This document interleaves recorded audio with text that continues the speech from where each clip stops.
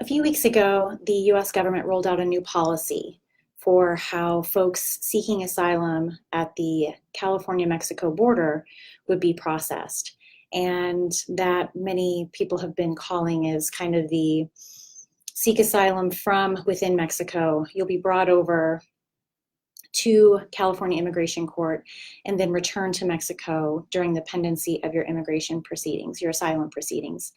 What that means practically, as we're seeing in the news and we'll be seeing more of in the news, is that folks are living in some type of refugee camp set up in Mexico and then brought over the border into US Immigration Court and then returned.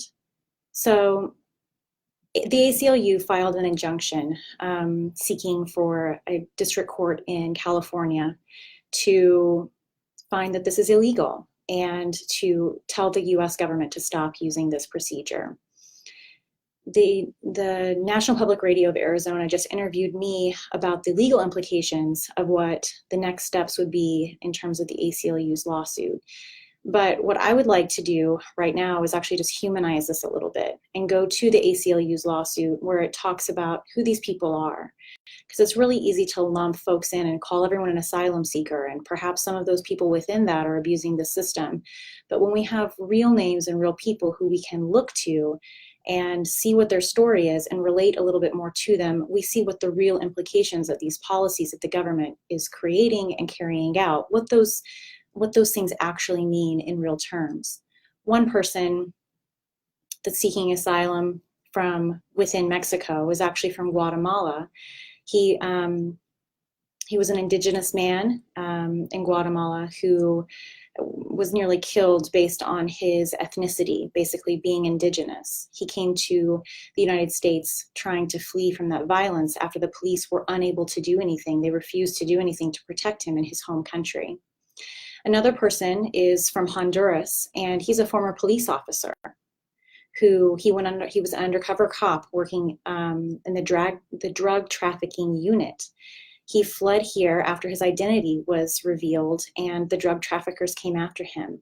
He narrowly escaped their attack on his life. And now he's in Mexico trying to seek asylum in the United States. A country that he has not sought asylum in is having to house him. Another person is a pastor, a youth pastor from Honduras, who's worked with young people and been very vocal in opposition to young folks joining gangs and being recruited by gangs. This in asylum law we would consider to be a political opinion. He was on national news denouncing these gangs and then was forced to flee after the gangs began threatening his life. I hope this gives you some insight into what an asylum seeker is. Why would someone flee their home country and come to the United States and try to begin a new life here? How bad must it be for them to do that? This gives you just a glimpse into what motivates someone to come to the United States. And this is after all they've been through, then they get to the border and they're told they must stay, that they can seek asylum from within Mexico and they'll have to survive on their own there.